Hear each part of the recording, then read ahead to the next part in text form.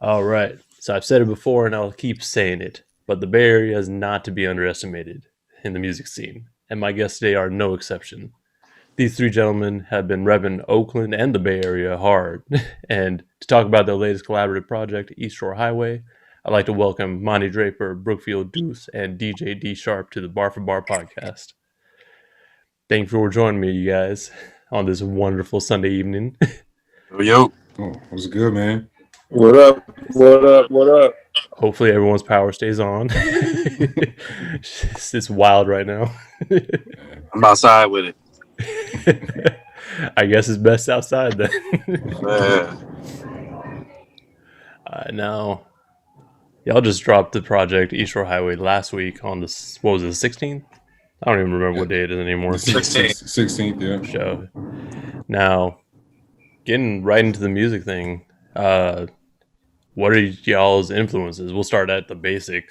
Like, who influenced you guys, and like, what sort of impact did that have on your music? We can start with Mani if you want. Man, really, to be honest, it's just that early 90s gangster rap, to be 100% honest. Like that's kind of was my lullaby, and I referenced that in Bohannon, so it's kind of a big day to reference that being my lullaby, specifically Scarface, and have him interact with the video by way of the OG legend Tom Capone. You know what I'm saying? So it's like that. Those were my early influences. Not the, and we did me and you got to talk about it before the show started too, and then a bunch of rap that we wouldn't even listen to present day. We was making fun of like the Chingies and all that stuff, but I can't really make fun of it because I was really listening to that shit. You know what I'm saying? So I make no mistake, like popular music was really what I was listening to. Show. Most definitely. I mean, like we were saying before, you can't forget about what you was actually listening to back in the day. Facts. You want to seem cooler than you are. At least I do. And then there's a bunch of niggas running around doing the same thing that was jamming all that shit. So that's kind of just my way of keeping it fun and like continuing to like just evolve, because there's so much new fresh shit coming out. So I'm kind of more inspired by current music, to be honest with you. Than my group mates just happen to be some of the dopest cats moving, you know what I'm saying? And as a whole, from writers, Jane, Deuce, Mo Green, Sharp, like is so really just trying to stay inspired by current stuff, like, you know what I'm saying? Show. Deuce, what you got? Along the same lines, heavy East Coast, heavy Midwest. I mean, my grandmother's side of the family is from upstate New York, so I grew up listening to a lot of, Buffalo, Rochester, Griselda sound type music. I grew up listening to a lot of Hov. Hov is my favorite rapper, artist, period. I grew up listening to a lot of stuff in the South. I'm probably more influenced by that stuff than I am of bass stuff, but the bass stuff is there too. Just like the energy and the aggressiveness is there from like my big influences, like Adrian, Scar EX, Rap and Rhyme, stuff like that. Too Short, but mostly is from forming words, heavy East Coast rap, boom bap stuff. Show. Now, Sharp, it's a little bit different because you on the production side, but how's it go for you? Like, where do you get the influences from? For me, it's broad. If anything, it starts with a Tribe Called Quest and like Native Tongue and all of those guys. But then, because that's where I really learned to like. I started digging when I started listening to them. So like, but then I've always known about sampling. I think Marley Marl was like the first time I like somebody sampled something. But for me it's like it goes back to that, like, and then all the East Coast DJs, like mostly Philly DJs, like Cash Money and of course Jazzy Jeff and DJ Miz, like those cats. Those were the like humongous influences on me. And so like that's the East Coast side of things. But then also, you know, it comes back to the Bay, and it was, you know, Too Short. It was a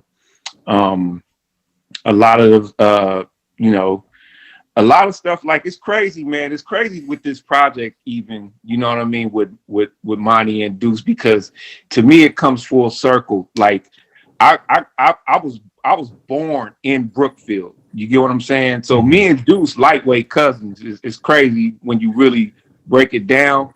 But that's where I learned hip hop at, in Brookfield. You know what I mean? Before I moved with my mom to a different neighborhood. But Right. then at the same time, I was learning to DJ in Richmond, which is where Mani is from. And I just found out from my big homie who I was DJing from. He said that he know your mom. Like, your mom is his cousin. Because he hit me with praise. He hit me with praise from the record the other day. And he was like, "Yo, I just found out Mani Draper, that's my cousin's son." That's wild. That's Yeah, so crazy. it's wild, B. That's the Bay for you, though. That's really the Bay That's for true. you. I just seen my auntie Loretta last night. That's at my uncle, auntie. at my uncle's birthday party. She was like, "Sharp is my cousin." I was like, "Oh shit." That's Oh weird. my God, that's crazy. I love the Bay. I love being No, from but here, bro. but it's crazy to me though that with this project and with all the love it's been getting and how it all came together, it just, to me, it just show you how God worked, bro. Like, Facts. for me, it came full circle with everything. Like, literally in Richmond, I learned to be a better DJ. All my crates came from Richmond. You know what I mean? I was getting all my stuff from Rob and them, from Rob, from Big Rob, and then it was Rob who worked at Jones and Harris. He used to get the promos, and that's how I built my record collection. That's You know what crazy. I'm saying? That's dope. Man, that's wild. I didn't know that, bro. That's crazy. It's crazy. Things will surprise you in the Bay. Facts. Shoot, everyone know everyone somehow. Somehow. Yeah. Damn. That just make the title of the album even make more sense. Like, the name of the group and it being self-titled with just being called Eastshore. Like, Exactly. it was the bridge to bring everything together. Was the streets, like, where we from? You know what I mean? That's how much of a visionary Deuce is, though. Like, we might have had 2 songs done, and he go, "I got it. He came in there and fleshed the whole concept out before the music was done. I don't know. I'll never forget that. And like, just going, bruh, is brilliant, because and now we here having this conversation. Yeah, That's really some visionary shit. That's crazy. that's dope, because I was actually just about to say, like, how the name come about. Like, I mean, obviously Eastshore Highway, but that's dope. Like, so what was like, what sort of things did you bring to the table then, Deuce? Like, when you brought up the name of the album? I mean, I was just thinking about the fact that me and Sharp are from Oakland, Mani's from Richmond, and the highway that connects both of those cities together is Eastshore Highway. And we wanted the album to be street music. We wasn't trying to, make songs like that. We just was happy just rapping. And we recorded this album the same time as we recorded Grand National Season 1. And we were focused on, instrumentation and hooks and melodies and all of that with Season 1 and BTS. And this was like the side thing, like, like the breath of fresh air. Yeah. This was like, oh, we finally get to rap more than 4 or 8 bars. Yeah, you get more than one verse. Yeah, so we were more interested in just doing what we love listening to, and Sharp had the sound, and we were just ready to work, But it all came together based on, our upbringing, like the streets that we grew up from, So Eastshore Highway made the most sense because it was the highway in between. Oh, nice. I mean, it makes a lot of sense, of course. Now I was actually going to go up next. Like, how does it feel different recording, like, during this whole pandemic thing that we got going on? like versus regular times. Well, this Eastshore and season 1 at least was done well before the pandemic. Right. Like we were doing this with the plans of being able to tour. Sharp's market internationally is crazy. Deuce's market, Pacific Northwest, but domestically. And then I was on my way to tour my solo stuff. So we had plans of being on the road. We didn't see this coming. You know what I'm saying? Of course, yeah. What it did afford us though was to really focus on the album, you know, in the landscapes of what the classics offered, and where it's a complete listening experience from beginning to end, no matter how long it is. And I really gotta, like we did in season 1, like tipping our hat to Kev and his ear for production. Sharp was really in there on his Dre shit, like, man, running to the car to test the masters and like, nah, the bass ain't, you know, it's some of the most beautiful shit you'll ever witness, because it really was intentional. So to be in that intentional and that specific, and to be rewarded ain't the right word, but for the average consumer to appreciate that attention to detail has really been dope. Because from men to women to, I don't care how old you are, that's kind of been the feedback from Eastshore, is like, yo, this as a whole, aesthetically, sonically, is a joy. You know what I'm saying? And there was a time when that wasn't it. Deuce put out America's Orphans, and I wrote this whole long piece that I wish I would have turned into a Medium post about his attention to detail and like sequencing and all the shit that matters in the album that's supposed Right. to. But the world was moving so fast, it wasn't enough time to really appreciate it then. But I think what Grand National as a whole has done is allowed to re-emphasize some of the great moments that these gentlemen and women, especially Jane and Kate, have had, and go back and appreciate the catalogs and shit. And so Eastshore is a testament to all that. Like Sharp really, I'm talking about like, hey y'all, I'm about to go back in and tweak this. I'm like, hey man, I gotta roll with you because you know, and then that's what everybody commenting on, you know. So it really is a testament to the process. Most definitely, because I was actually gonna say, like, the production, like, even though it's like not necessarily the same sounds each track, like, it just works. And like I was just listening to it again on the way home, and I'm like, damn, this is just hella good. Oh, that's dope, man. That means a lot. You know what that comes from? Real spit is being a DJ and being a student of, again, Marley Marl, being a student of Premier, being a student of Pete Rock, being a student of guys who put Dr. Dre, being a student of guys who put bodies of work together. You get what I'm saying? Like that Organized Noise from Outkast, like that's what this is. That's what this is all about for me. Is listening to those records and being like, yo, yeah, this is what we need to do, or if I ever got a chance to make a record, this is how it's going to be. That's like transitions and everything. That's some Outkast shit. Like Mani was saying with the bass and all that shit, that's some Dre shit. You know, the sample chops, that's Jay Dillon and Premier. You know what I mean? Like, it's a little bit of everything, man. And Yeah. Banks, you know what I mean? And Banks, salute the man. Yeah. So it's like it's all that influence. Yeah, and it shows for sure, because like you don't have anything that's like it's not like one exact sound. Like it's kind of like a mix of everything, and it works out great too.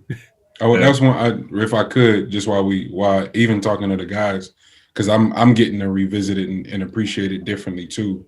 That I think that's what I enjoy the most is when you talk about influences. Both I know for a fact, Sharp specifically, but Deuce for real, like they listen to everything, bro, and to represent that and not have it feel like I think a lot of the critics will go, this isn't focused, or it went off and it didn't hold its direction. But for every bit of our influences to be represented at some point in this record and it never go off on a mania-ass direction is pretty impressive. So I gotta salute my dogs on that. Like, however it is, like buttoning up a story, that shit, it ain't easy to do, y'all. So Yeah. I'm appreciating that more than anything right now. Yeah, I think if I'm appreciating something the most out of the record, I would say I'm most appreciative and proud of how brave everyone was. Yeah. My cousin, she sings. She grew up in a church, and she talked to me about the album. She said she didn't listen to the album, but she's been hearing snippets from everybody posted on stories, and she was like super excited to hear the album because the snippet that everybody's posting is KBLX, and she was like, people don't sing, because she's a singer. It's like people don't sing Anita, people don't sing Luther, people don't sing, certain songs are like off limits. I think that the bravery that we showed on this album was that we touched records that shouldn't be touched. I think that we like sharp touch samples that people have heard, and then he touched a lot that nobody know. But the ones that people know, you'd be like, why did he touch the one that Jay-Z did? That's a Jay-Z beat. And then you rap on it, and it's like, wait a minute, this tight though. You know what I mean? Or the Anita Baker sample is like, but that's Anita Baker. And it when you listen to it with a rookie ear, it sounds like there is no chop. But then when you really pay attention to it, it is a chop, and then it's two samples in the same original score. So it's like it was real detail put into it, and a lot of the records, like I was telling Mani, we're breaking like every rule. Like no melody, no hook, longer than 16 bar verses. The content is full coke rap, street rap, and it's not for kids. And it's like it's just so many rules being broken versus the things that we did applying all rules in the Grand National records.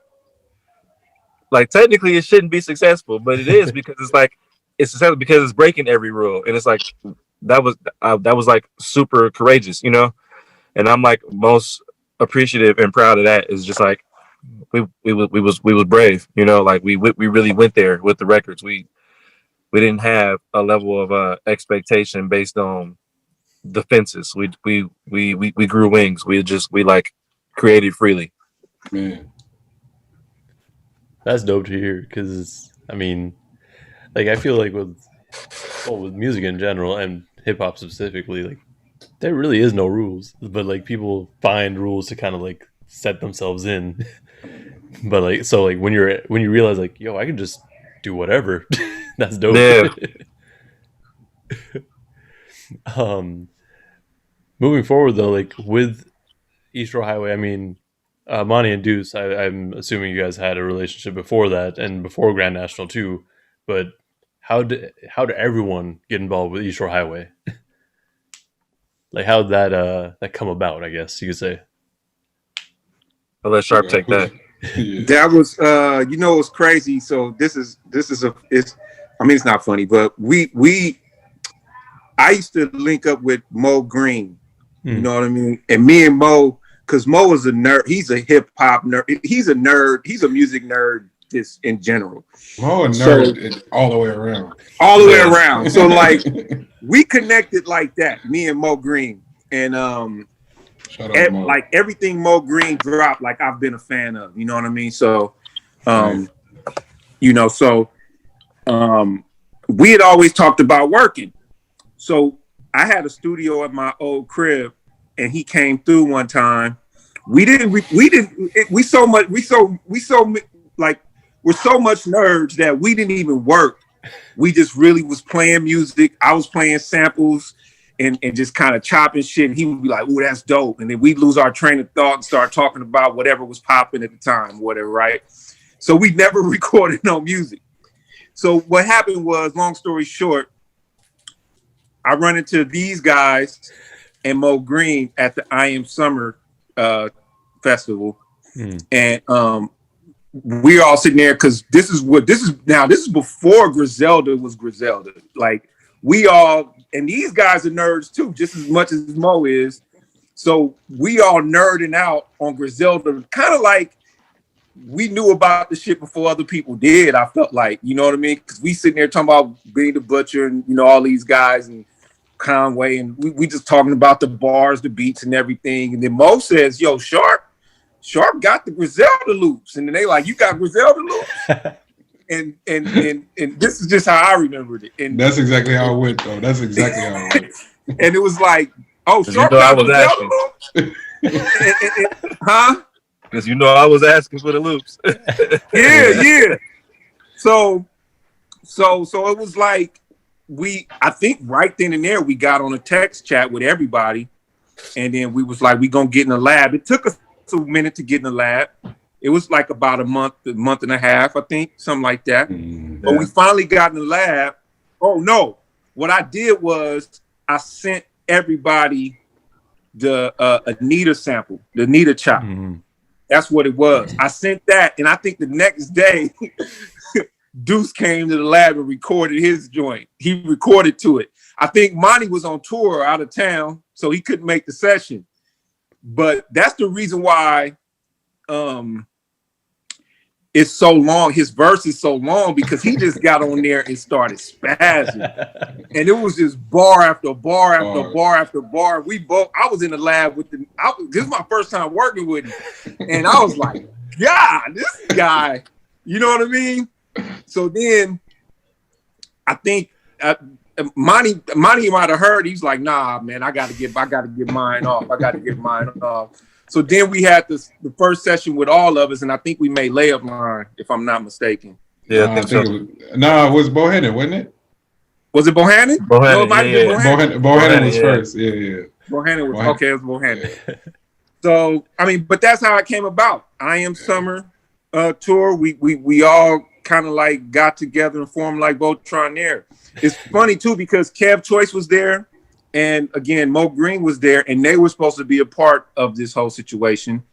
And we all were in the chat, and it would just be the main three of us coming through the studio. You know what I mean?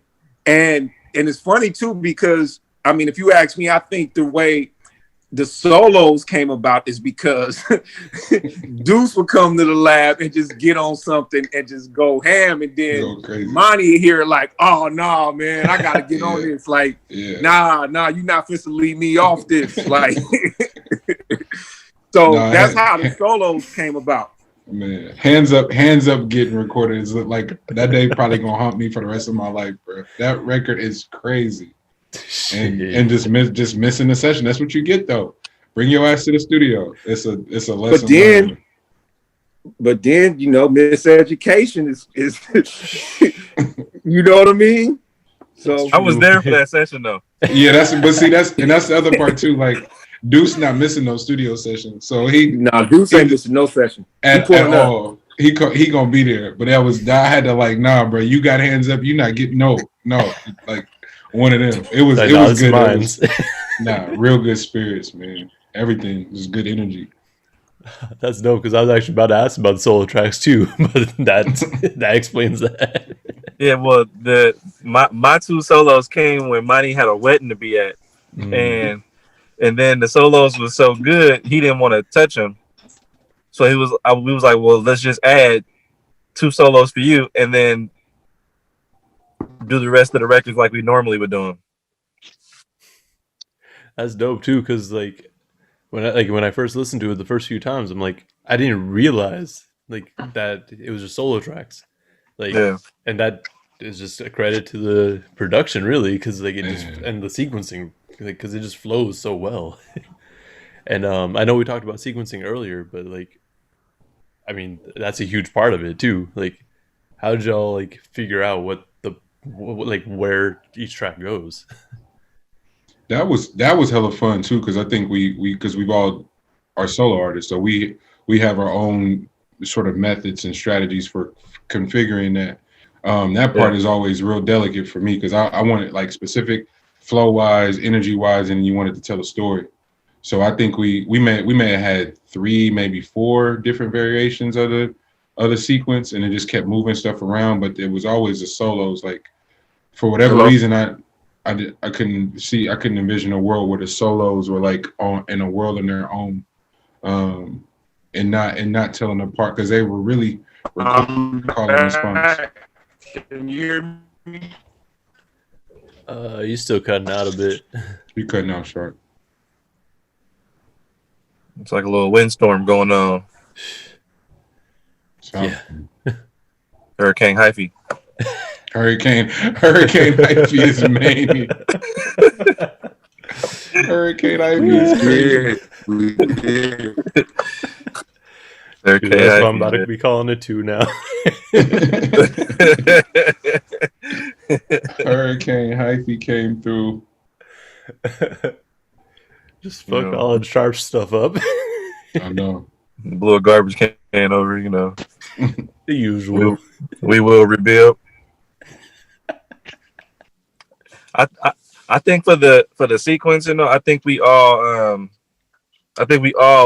did a track list of our own, and then like brought it to the table, and then we like played the law of averages and came up with an order. So Pretty much, yeah. That's really how it went. Sharp had always had the idea layup line opening it, and then Bohannon felt like the joint to build around for me personally. Yeah, and then Deuce wanted to tell a story with the way the solos were configured. So I think it was best case scenario like that, where everybody got their influence of how they would sequence their own individual record, like coming together. And that's another part too. Like collaborating, bro, is it. We're gonna have to write a book on that shit. Like everything. Yeah, we really. That's why the records are being received the way that they are. Man, we did come together. So even when you think about the way businesses run in real life with Fortune 500 companies, and like you go to college, and you go into college for yourself, but you go into a place where it's collaborative. It's a big community of people. You join the fraternity. You get out. You join the company, and you have your teams, and y'all got your own little cubicle situation. Like everything is built on teams. We're all like pack animals. Like humans are pack animals. So like the ones that do it by themselves aren't necessarily the most successful people. It's like it takes a handful of people to strength in numbers, take a village. Like all these sayings are like that because we're supposed to be collaborative, and facts. It's like the ones who aren't, and I think that's one of the major issues with the Bay is that we've let other places tell us that they did things all by themselves, to the point where we think that it's the only way, or it's the cool way to say I did it by myself, or I got it out the trunk or out the mud on my own. I didn't have no help. Nobody did nothing for me, and I think that's to a fault when you think about the other regions: Atlanta, LA, New York, Texas, Chicago.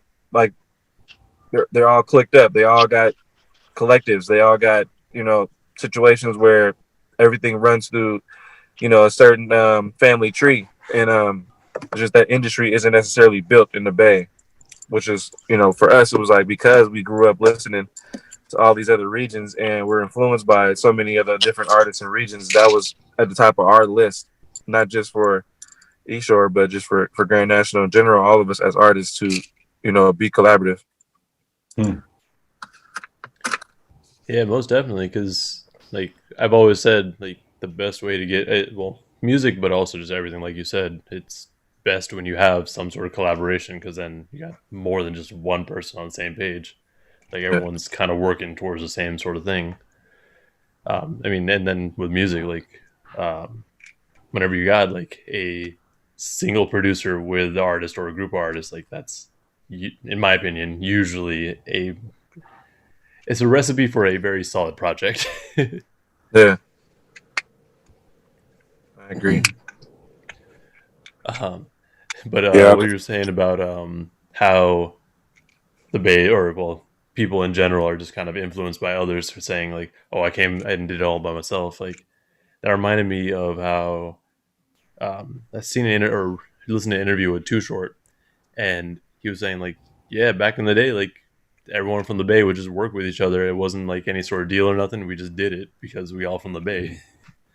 And I assume that's still a thing that's happening, but I'm not sure if things have changed with that. I think for me too, like this project was one of the times where I got outside and was like, I'm a really like seek people to collab with. You know what I mean? Like that's one thing that I think I wanted to change about my approach in just working and in doing music in general, because like Deuce was saying, collaboration is so. I mean, both of them are saying, Mani was saying it too, but it's like collaboration is so powerful, and you get so much done when you get other people involved, and then when you get like-minded individuals together and, you know, hip-hop nerds together, you get good shit. You know what I mean? And so that's, for me, that's what it was. Like, I really got out. Like, I used to be like, you know, I only worked with certain few people, but then I said, nah, I'm not doing that no more. I'm going to step outside the box and work with other different cats. And it was easy with these guys because I was already a fan of them. You know what I mean? Like, I listened to their records, their body of work, and was like, yo, who are these guys? And like, why aren't they like, you know, like bigger? You know what I mean? How come they're not like, you know, how come people don't know them like they know Kendrick, or know them like they know Crit, or know them like they know like all of these big ass rappers? Because they'll, you know, rap bars around them niggas, if you ask me. You know what I mean? So, yeah, so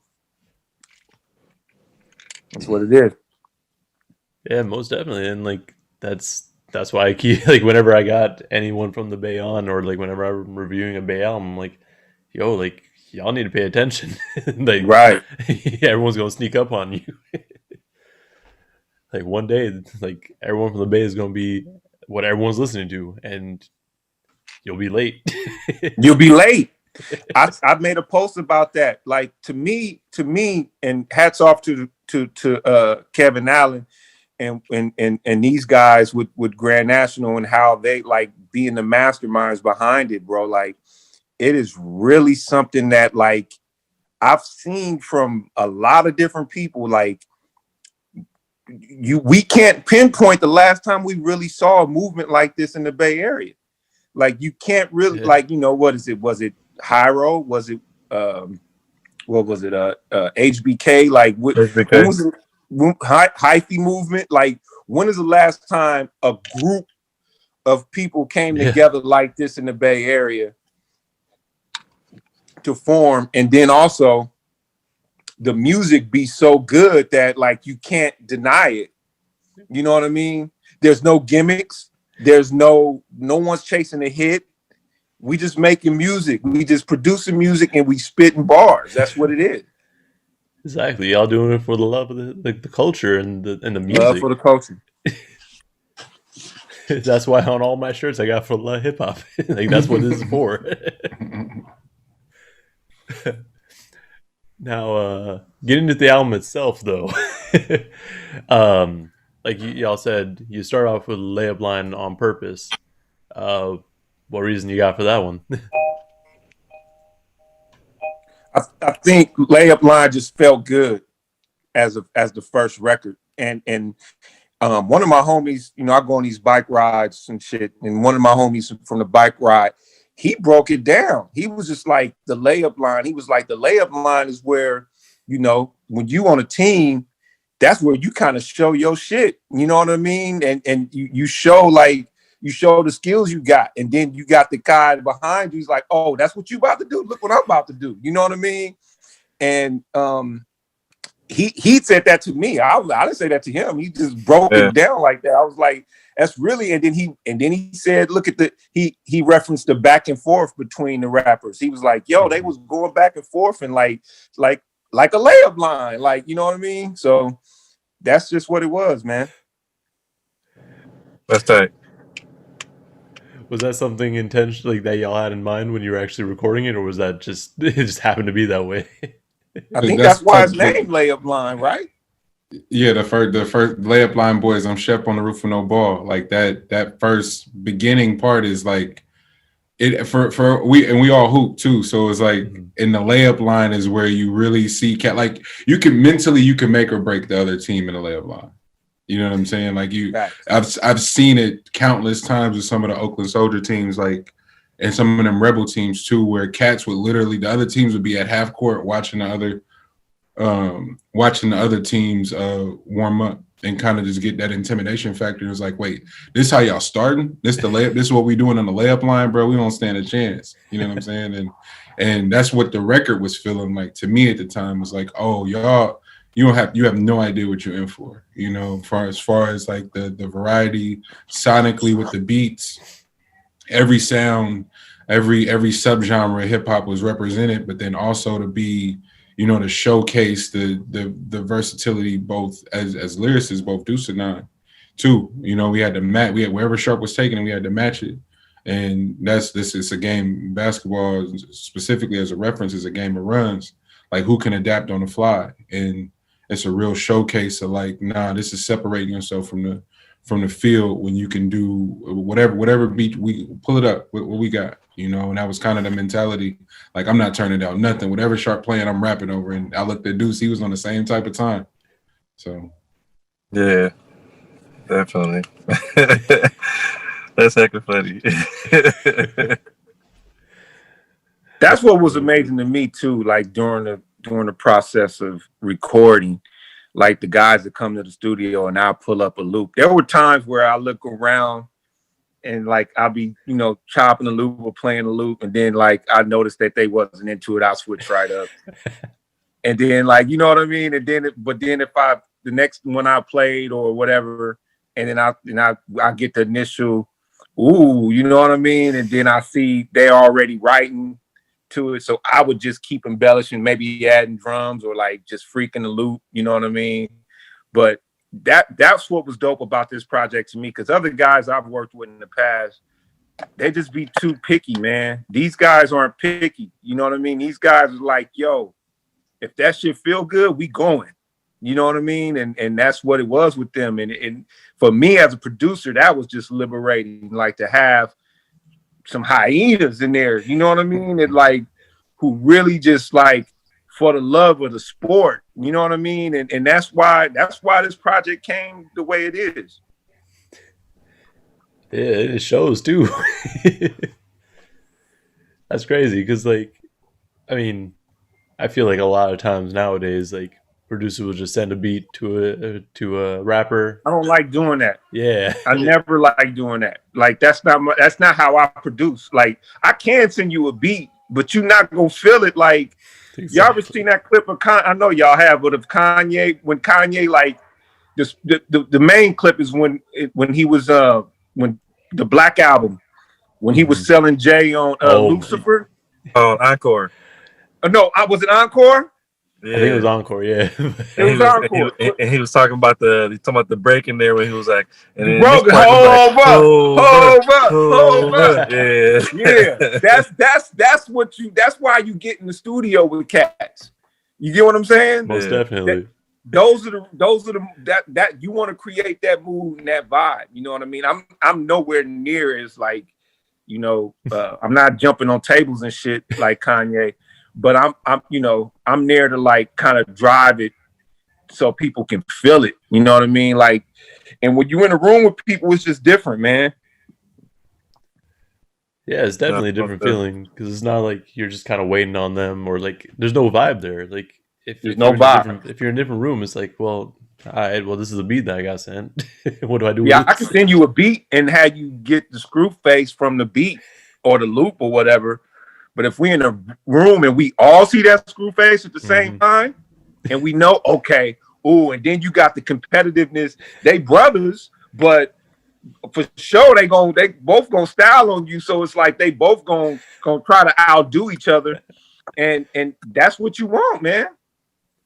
Yeah, but me and Mani also we believe in our ability enough to share where we are before it's finished. You know, usually you get into a room of rappers and they go off into a corner and they hide their raps until it's time to go record it. That's facts. I did watch that with you guys. That's real.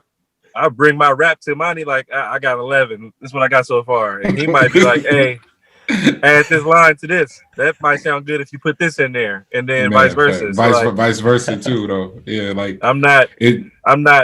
so egotistical about my raps where I don't accept help. You know what I mean? Like if it's Yeah. dope, I rap that shit. Now we kind of bonded over that too, like really wanting to make classic West Coast music, like, and you start hearing how Dre and them was working and like pushing each other, you know what I'm saying? But only black artists get that stigma. Oh, you ain't write it, it's trash. You ain't do this, it's trash. You got help on it, bro. That is crazy. That is absolutely insanity. Madness. In terms of like trying to make history and trying to make something that lasts, that's gonna outlive you. Right, you gotta really not have no ego involved, and it was really dope working with Sharp and like getting produced as opposed to like, hey, send me a beat and just rap over this, bro, and again being rewarded for that, and people responding to the intention and like the intentional little detail, bro. Like some of them skits, like we would like trying to place them and move them, and then taking one out, and Kev coming to do one specifically for the record, you know what I'm saying? And then moving verses and chopping verses and the hooks, and then ad-lib. Like it's real, just like detail work, bro. The process is everything. Yeah, that, and it's like you were saying, like you kind of need that collaboration. Like that's what makes it at this point. Like, cool, you can do it all by your own, but it's just so much better if you got someone there pushing you or helping you out with this stuff or stuff. Man, look. I think you just said that Bohannon was the first one that you guys recorded? Together, yeah. Oh, okay, for sure. Yeah. So in all my, lightweight research, I guess, I can't figure out what Bohannon is referencing other than the middle school in San Lorenzo. I'm pretty sure that's not what y'all talking about. No. You know, Bohannon used to be the continuation in San Lorenzo. It used to be adult school. Oh, okay. It used to be high school where I didn't even know that. I didn't know that either. That's why I'm laughing. My man said in all my research, I'm like, bro, I didn't even know that. Yeah, I went to San Lorenzo High. Okay, for sure. Dang. That's Now, you know what it was? What it was it had the feel of Otis, right? The Kanye, Jay-Z, the Watch the Throne joint. So I think I had like the title that I had was Bring Your Own Guns or Bring Your Own Bars or something like that. Was at first, and then it was BYOB. BYOB. That's what it was. It was BYOB. Yeah, BYOB. Right. But we because of the Otis similarities, we like they called it Otis because they flipped Otis Ready, and it's called Bohannon because we flipped Bohannon record. I see. Like, man, that makes a lot more sense than naming it after the school. Yeah, everything about that record is Jay and Kanye. The video, the titling, yep. The back and forth. That flip is crazy, bro. It's wild. Yeah. Nah, Bohannon's a dope track for sure. And the video too, it's just dope because like all y'all there, like it's like family. Yeah, and it needed to feel like that. I remember Bohannon, like since Bohannon was the first one we had, and then having to sit on it, and then every time we be in studios, and you know, it's when you get into them rooms and everybody playing what they sitting on. I got a lot of music, but for whatever reason, I played Bohannon first. And just like watching the look on everybody's face, it's like, oh, okay, I know we got something for sure. But it's like it was damn near almost a year exactly that we were sitting on that shit. So that's wild. Yeah, I know y'all got a shout out from Scarface on that one too. Yo, Man, that was crazy. man, That's crazy. Look here, man. Shout out Tone Capone, man. I'm telling y'all, I can't like. That's another one of just like the legends.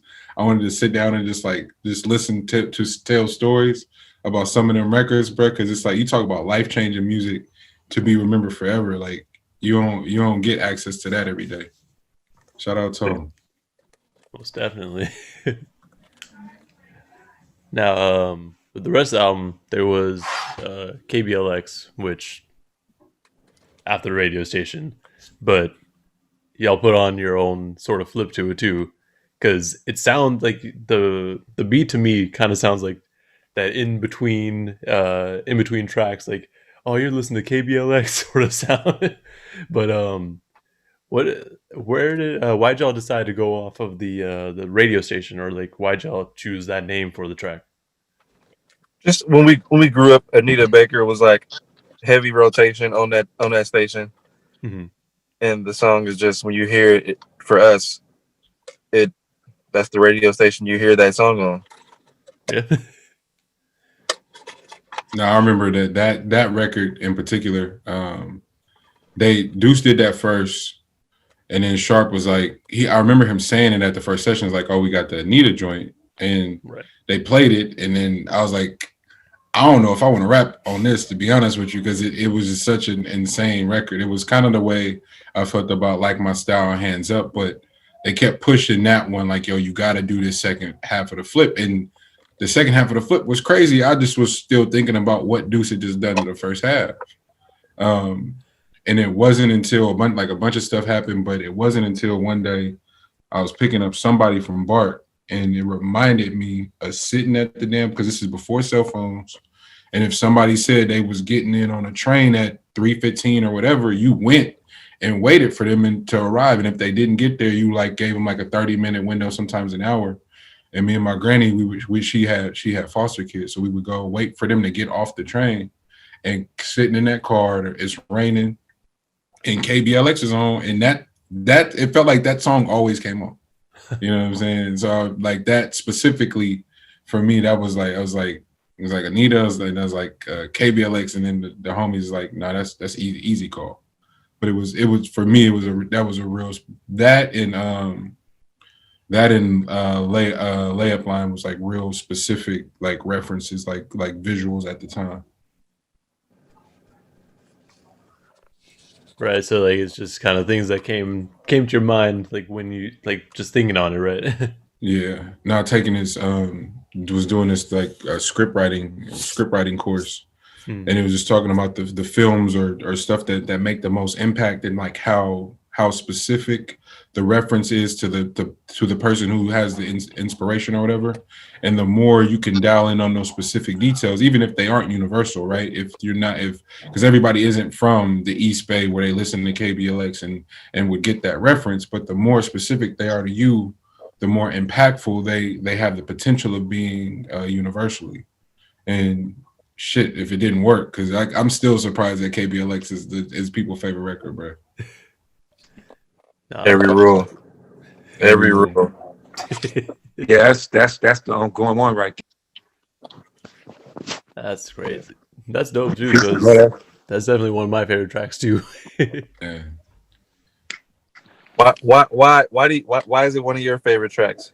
It's just the whole vibe. That's really. a good question. That's a good question. Yeah. Because like obviously like I didn't listen to KBLX like until like they started playing more recent stuff, but I mean, and even then I didn't really listen to the radio. But it's just like if it's like a chill song. It's like right kind of in the middle of the track list.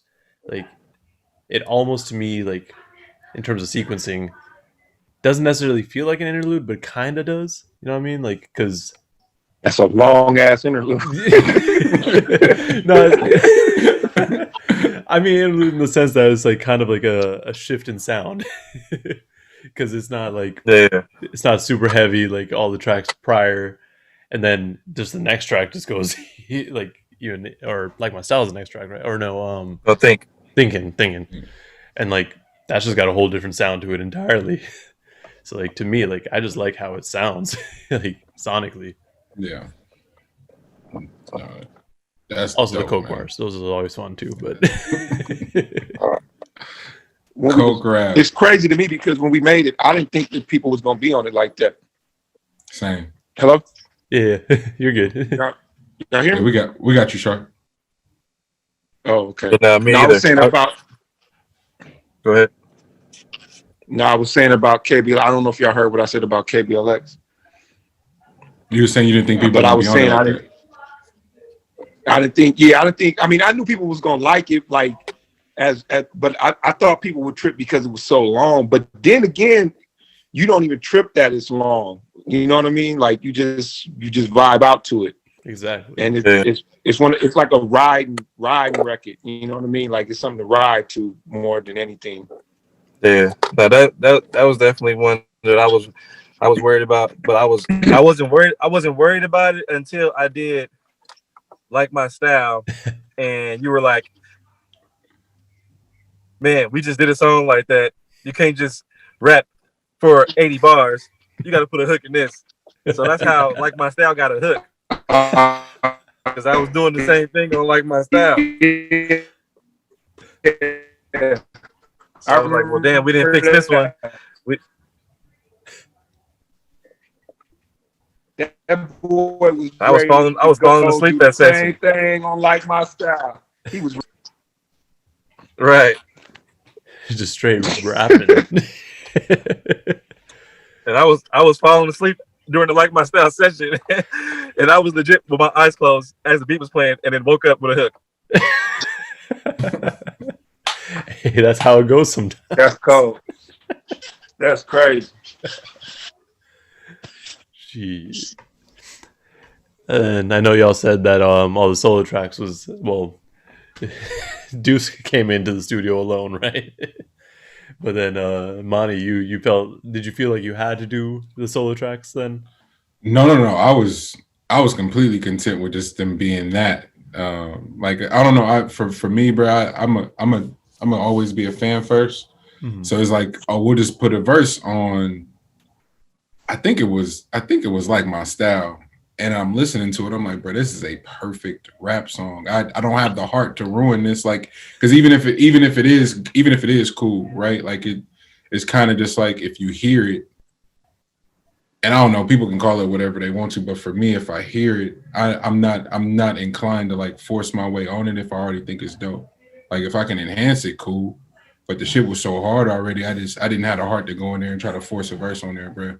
And then Hands Up, like as for his jealous, like Hands Up would have been the one that I would have, like Ego would have told me to do, but it was like, nah, this song is perfect, bro. Don't ruin this. And hopefully one day, like when we get the video done, the story will be like more vivid for everybody. Because I think because the way I feel about it, I'm hoping that everybody will feel the same. Like once you get to see it, but then it was like, bro, just leave them alone. But then to make them fit in the context of a collaborative album, was like we'll do solos, and then shit, man, Sharp just cooked those up, and I got to like sit with them, and like Miseducation was one of the illest sessions. And then same with Sorry, but specifically Miseducation, and like having a conversation about what was trying to be conveyed, and like again being specific about the programming and the messaging, like really want to have dialogue, like all the the women's rights and like all of that was taking place at the time it was heightened, like the Women's March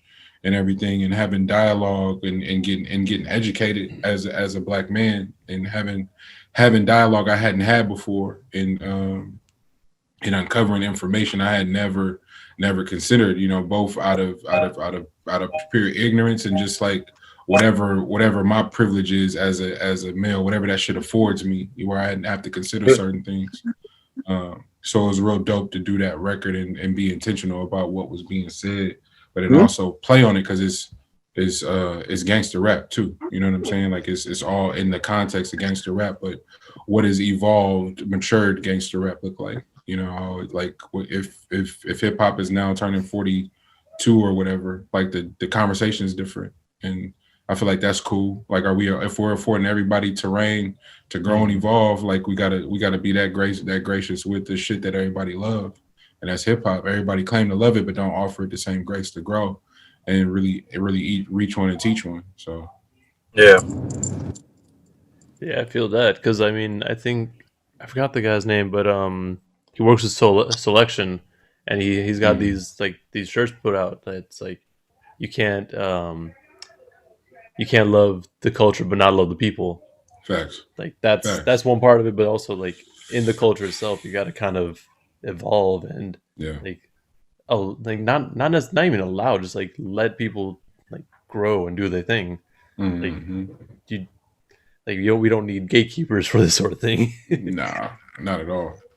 Especially considering like I mean hip hop is one of the youngest genres out there, but like as it's like you said, it's getting mature. Like we have to start opening it up to more options and more people. Absolutely, absolutely, and that I think that's exactly what this formation represents.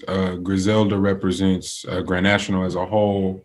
You see it with TDE. You see it as Dreamville as they age and mature. Like the attention to detail and how Black people are represented in both the videos and what we're saying, because the music is mantra, is affirmation, is gospel, right? So we got to be real mindful of every fucking word that comes out of our mouth, and that's working. Deuce and I bonded over that. Honestly, our first session, and he like he hey, what you saying? What your verse about? And our rappers don't do that, right? They, like he was saying, they go in their corner and write. Deuce was like, nah, bro, what you saying?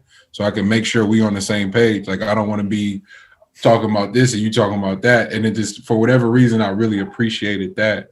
Because it was a transition I was making individually too, is like really wanting to be hella intentional about how my voice lends to, you know, to the representation of Black Americans for real.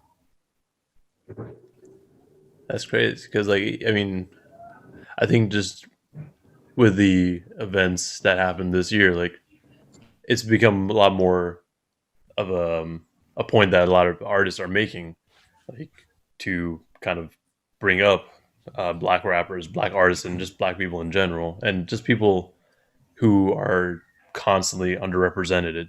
Like it's, I mean, more so now, but like it's like really when you go back, like there's a few people who are really just trying to like push it up, like, but now as it's maturing, like it's something that needs to be brought up for sure. Yeah. And I mean, I know everybody's going 2020, all this, but that's why I became a fan of Brookfield Deuce in 2014 or whatever that was, because bro was talking about it then. You know, he was still dialing it in and trying to figure out how to articulate it, but he ain't straight away from this. This is right in alignment with his branding and his messaging, bro. Like this is right on brand, so it lands different coming from him in 2020 when everybody is trying to pivot and be woke, and that's the type of time niggas been on, you know, like we've been thinking about how Black people are represented. So and it's not playing catch up for us, it's that the world is finally caught up to what niggas is saying. And then, oh, by the way, we just got some banging ass beats from Sharp, so now niggas is listening for real. Yeah. It's crazy you say that, because like for me, like I was actually gonna get at the guys after COVID and after the George Floyd thing that happened and all of that stuff.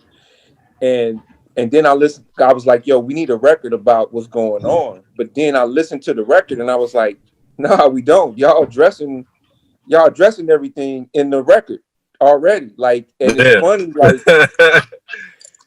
you feel what I'm saying? Yeah. We but besides COVID, but like we talk about, you know, everything else, it was already being discussed, and we didn't need to go and do those records like that. You know what I mean? Facts. We already had them. Cops kill us. They never needed a reason. If it's not a IKEA, stay away from sweet. Exactly. Yeah, it's like it's already like part of your repertoire, and like it just comes natural. Like, and honestly, like I prefer that. Like, because I mean, yeah, we do need to address what's happened, but also like we need to keep working on it. Like, like we can't just leave it just at that. Yeah. But like, I mean, that's something that I mean, as I've been focusing more on the lyric aspect of hip hop, like That's something that I've been picking up on. I'm like, oh yeah, no, these dudes has always been doing this, like even before 2020. So it's like you kind of like get that extra, like you gain more respect for people, like when that's not like, oh, they're like, oh no, I got to get on this. Like, you can Yeah. tell when it's genuine. Yeah, Yeah, for but sure. That's our that's my hope for everybody. You know, like you guys, I'm not sure. I might be the only one to go through this, but you guys ever have dreams where you driving a car and you might drive like up the side of the bridge? You know, like the you know how the bridge go up and down like the little cables, and you instead of you driving on the road of the bridge, you drive on the cables of the bridge and go like as high as it go, or like you're on a freeway in your dream and you're going way too fast and you end up driving off the side of the freeway into like a cliff of nothing. But before you crash, you like wake up. Right. You know what I mean? But you can almost control yourself waking up. Like that's really what it is every night. Like the dream is to wake up. You know what I mean? Like it's not to like force people to be woke, but it's like if you sleep, like every day I hope you wake up. Like in real life, I hope you wake up. You know what I mean? Like that's the dream, is to wake up. So it's not like the music ain't like a ploy to get people to like listen. It's like, nah, every night I'm waking up. No, I was just saying that the dream is to wake up, you know? Like it's the music is, it's not really a preachy situation. It's just trying to give inspiration to the people to tell them that every day we tackling new issues, and you know, like the dream is to wake up, to give yourself the opportunity to, you know, address those issues, those problems. Right. Yeah, and I mean, music's just one of those vessels that's like, just, I mean, one, it's easy to get it out there and spread the word, but also like people who want to think about it, they'll sit and think about it. Yeah, for sure. Now, I think as far as the album goes, that's mostly what I got. What are some tracks that you guys are proud of on this album? All of them. That's what I was Yeah, I hoping would to say hear. that too. That would be my. It's funny, man. Every time I listen to the record, like I'm just proud, bro. Like I'm just happy. Every single record on that project is special. Like every single one. That I mean, I could have favorites, but it's just like every session was a different session, and it brought different energy. It was just dope, man. It's like what's the saying? It's like you got your kids. You can't just love one of them more than you love the other. You know what I mean? I just love them all. Yeah, no, I'm proud of all of it because I know we recorded it in such an unorthodox way. You know, like I'm so used to doing 30 and 40 records and then narrowing it down. Like the running joke is that I feel like my solo album ain't finished, but it's like I don't feel like I got enough to pick from. You know what I mean? He got a double album too. But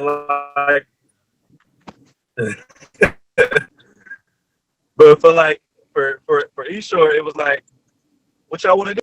We got to number, all right, we done. And I was like, that's it? That's crazy too. That's it. That's really what it be. It'd be cats that really be going and being like in the studio and they record 40, 50 songs before that, so they could pick the best 14, 15 songs. And we just got to the song, we just got to the ending and was like, all right. It's it. All right, cool. We got a good 12. Let's go. And all of them made it. Like there's no, like we couldn't even do it like how they did season 2. Like we couldn't do that. We have to actually go and record to do that. You know what I mean? Like it would have to be just basically another Eastshore Highway project. Because we don't have no leftovers. There was nothing left on the cutting room floor. Everything from those sessions are on Eastshore Highway. Facts. That's awesome. And that's got to be unheard of. Like, I don't know. I for sure haven't heard of that. Yeah. I've definitely heard of the process of recording everything and then just like, all right, well, let's see how many I want to actually do and put out. Nah, everything we recorded made it. That's awesome. And it works too, because I mean, ain't no skips on this album. That's dope. Thank That's you, the bro. biggest Thank you, compliment bro. right there. Thank you, man. Like, I have no problem just throwing it on and just listening to it back to back, honestly. That's Man. dope. It's just one of those Appreciate ones. that. Super tight. But shoot, I mean, that about wraps up all I got. Oh, man. Anything Appreciate y'all you wanna having us. Promote? Oh yeah, of course. Yeah, no. Appreciate you, bro. Of course. Thank you for joining me. I Absolutely. mean, you got to put on dope music and got to put the word out.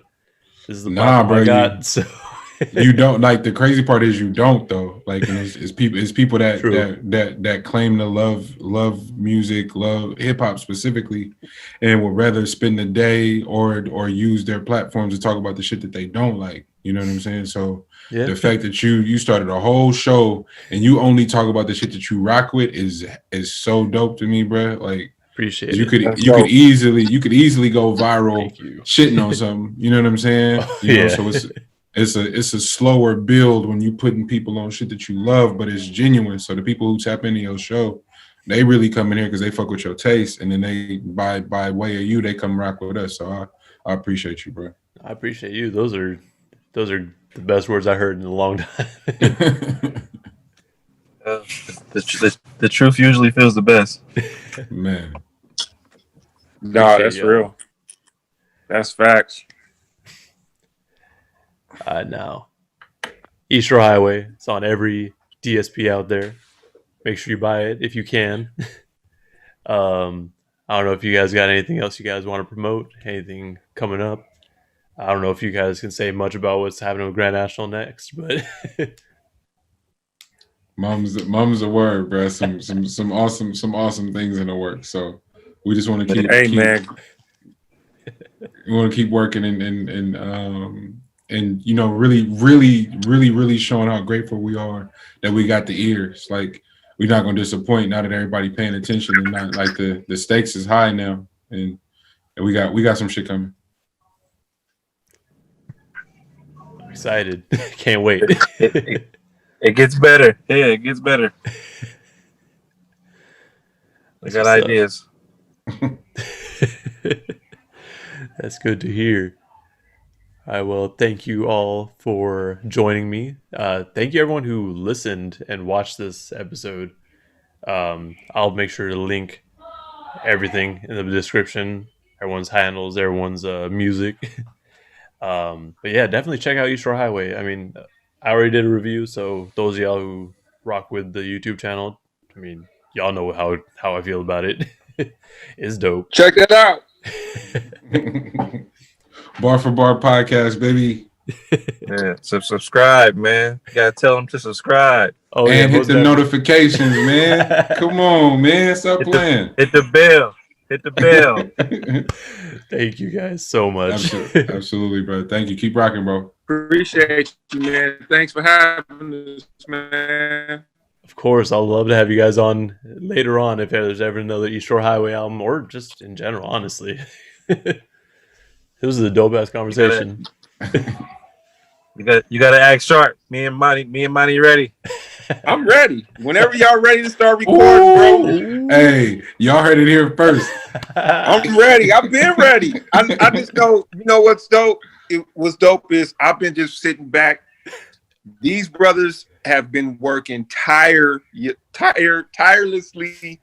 on Grand National, on Eastshore. Like, between these two and Kev, like, the three of those brothers are working really hard. So for me, I just sat back. I'm letting these brothers work.